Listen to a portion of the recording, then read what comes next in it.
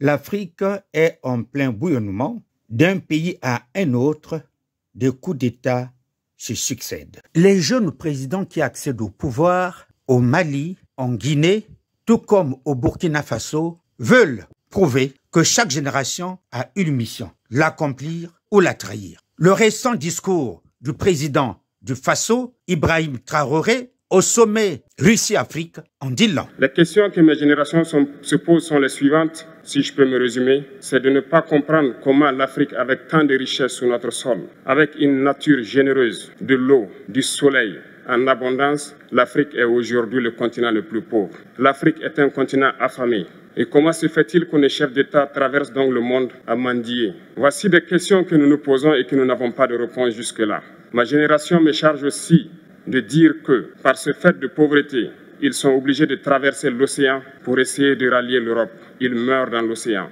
Mais que prochainement, ils n'iront pas traverser parce qu'ils viendront devant nos palais pour chercher leur pitance quotidienne. La société civile africaine, les leaders d'opinion, ne sont pas partis de main morte. Chacun a une lecture des rapports entre la France et l'Afrique. Alors, ils en parlent. Kémy Séba ouvre le bal. Ce qui se passe de manière générale au Sahel n'est pour moi rien d'autre que la résultante d'une démarche de prédation qui avait vocation, tôt ou tard, à disparaître. Mais pendant trop longtemps, le pouvoir a été confisqué par des petites élites, par des petites bourgeoisies, par des réseaux qui étaient en soumission intégrale avec l'élite occidentale, en train de comprendre aujourd'hui que par arrogance et par mépris, elle n'a pas senti que depuis un bout de temps, ça bouillonnait dans l'esprit d'une grande partie de la société civile africaine, une volonté de rupture avec le schéma que l'Occident, la démocratie libérale que l'Occident nous avait vendu fallacieusement, en trouvant toujours quelques petites marionnettes à placer en haut, à la tête de nos États, sans que le peuple se reconnaisse dedans. La France-Afrique a tellement fait des dégâts que la prise de conscience de la jeune élite africaine semble irréversible. Les révolutions qui s'opèrent en Guinée, au Mali, au Burkina Faso sont l'expression des ras-le-bol africains. Les élites apportent leur voix à la conscience collective africaine. Mamadou Koulibaly le dit avec précision. L'État français est complice des souffrances africaines.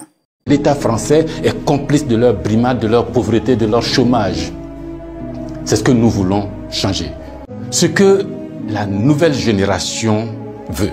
Ce que nous voulons, c'est l'autodétermination. Que nos chefs d'État nous rendent compte ici, qu'ils ne soient pas obligés d'aller vous rendre compte pour se donner une certaine légitimité. Nathalie Yombe ne met pas des gants pour dénoncer le racialisme condescendant de la France. En ce qui concerne le racisme, le racialisme condescendant de Macron et de la classe politique française et européenne à l'égard des Africains, que nous, population d'Afrique, nous sommes des sous-hommes, des animaux, incapables de penser, de décider et de parler pour eux-mêmes. À l'heure où la mondialisation et la globalisation dictent leurs lois, il est inexplicable de penser que la France puisse s'enfermer dans un nombrilisme inexplicable. Fatou Diomé le dit sans hypocrisie. La France est victime de son complexe de supériorité parce que c'est un empire colonial. Au jour d'aujourd'hui, l'Europe ne sera plus jamais épargnée tant qu'il y aura des conflits ailleurs dans le monde. On est dans une société de la mondialisation où un Indien gagne sa vie à Dakar, un Dakarois gagne sa vie à New York, un Gabonais gagne sa vie à Paris. Que ça vous plaise ou non, c'est irréversible. Les jeunes élites ont compris que l'Afrique n'avancera jamais si elle continue à se regarder avec les yeux des autres. L'Afrique n'est pas pauvre. Elle regorge des richesses qui peuvent faire d'elle une superpuissance mondiale. La preuve, certains chefs d'État africains ont même financé les ambitions politiques des leaders occidentaux. Le président Bongo a financé la campagne électorale de M. Jean-Marie Le Pen en 88. Et le président Bongo m'a dit à moi, et M. Foccart était présent, s'adressant à M. Foccart, il lui a dit « Doyen », comme tout le monde l'appelait, Le Pen, eh ben, il a été content de partir avec l'argent d'un nègre. Comprenons que le vent qui souffle actuellement sur notre continent appelle chaque dirigeant à la profonde méditation pour mieux embarquer dans le nouveau réveil. Je suis Adem, Asie Dominique de Marseille.